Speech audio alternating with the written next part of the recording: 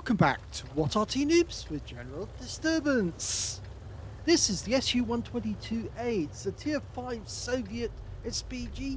It's located on the northeast corner of Oyster Bay, otherwise known as Lost Paradise, and it's under the command of Angelina75. And yes, she's still chasing a win.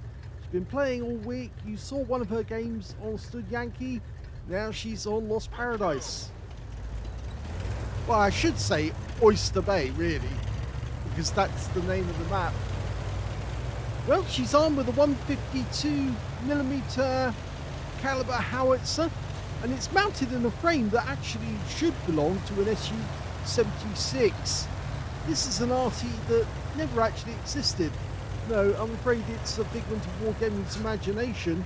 The real SU-122, which was an artillery and it was an SPG, looked more like an SU-85, the tank destroyer. Now, we would like Wargaming to actually put the real SU-122 into the game, although it is kind of cramped on the inside, and it's one of the reasons why they didn't actually use it. It was capable of using vents, and that would make it a much better Arty overall. Now, she's making her way over to, well, she's gradually going south and down the east side of the map. She's trying to find a position. She's new to this map, like all of us. It's difficult to find a new position to fire from when you're brand new to it. Okay, well, first enemy she spotted is a chappie. She's dialing in on him. He's in that corridor at the moment, and he's hiding behind that rock. But he's not hiding from Angelina, and she's going to put a round into him. Rounds out. Direct hit. 198 hit points from the first shot, and she got some stun on him as well. Yes, this does have stun, even at tier 5. Okay, the chappie's now one shot. If she can land a shell near him, he's going to die. But he has gone, and the kill shot went to a G-New. Now, this 152mm howitzer is capable of 550 alpha. She's going to dial in. Oh, she almost got that. It was an IKV. She's now dialing in on the KV-1. Yes, okay, well, this howitzer is capable of 550 alpha, penetrating 38mm of armor, and it's got a burst radius of 6.7 meters because it's a heavy caliber. 79 hit points from splash. One of the bad things about the SU-122A is the reload time. It is kind of long, and there's her opposite number, or one of them, the Bishop. It is a long reload. The standard reload, 30.30 seconds, which is huge for a 152. And she is loaded, but look at how slow that reticule is dialing it. It really does take an awful long time to aim. 6.71 seconds to dial in just 30%. But she did get a direct hit on that KV-1 for 177 with that shot. She took forever to dial in on it though, and it does take a long time. Now, we've got enemy tanks coming up through this area of the map. We haven't named these passes yet. I suppose we will get names for each of the parts of the map eventually. I believe this map was one of the ones that was used during the special season where they brought on new maps just to try them out and then took them away again, which seems a bit silly. You go to all the trouble of actually generating a map and then you don't actually keep it. I know some maps have stayed, and I think Outposts was one of them as well. At this moment, it looks as if it's slightly better to be on the north side of the map at the moment, where the Excalibur is. But Angelina is sticking in her new current position. I suppose mainly because there's a lot of enemy tanks around this area, so it makes sense. But she's got a red line there, so she can't hit him. But she can certainly hit this VK. And she's dialing in. He's facing off against two 88s on our team. And he's about to get a nasty 152mm howitzer shell right on top of him. Rounds out. Direct hit. Really good shot. 185 hit points off that one.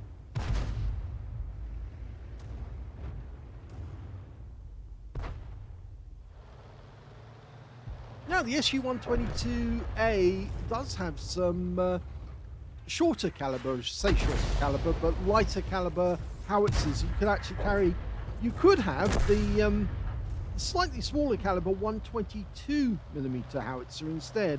And that got a faster reload because it only takes about 15 seconds, but it only does 465 hit points of damage. So you've got to pay your money and take your choice.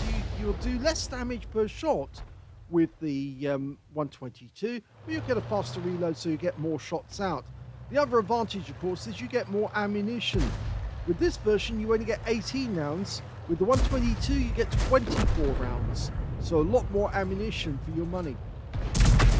Oh, that one was right in the face of the Jagdpanzer, but because she's double bush, he couldn't see her. But I think he's about to meet her face to face. And because it's a long reload, there's nothing she can do except try and ram the guy and face clinch him. We're done for. Everyone get out. But I think that Jagdpanzer is the last enemy on their team, and that means we've got a good chance of winning this game, even though he just killed the gorilla and earned himself a Pascucci's medal.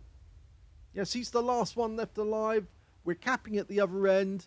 The rest of the team are coming back to try and kill him. Angelina managed to get at least 816 hit points. That was what was recorded.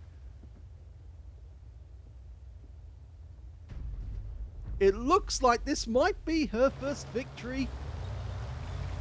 And it's on a new map, would you believe it? And that's it. The game's over because the Excalibur finally nailed that Jagdpanzer IV. Here's the end of battle stats, and that was the third-class tanker for Angelina75 in the SU-122A. She managed to get a bruiser medal for getting at least 5 critical hits. In fact, it shows 3, but I think she did get at least 5 in a row. And her win rate from the game, 1,753, which is very good indeed. She stood her ground, but unfortunately, the Jagdpanzer managed to get her in the end.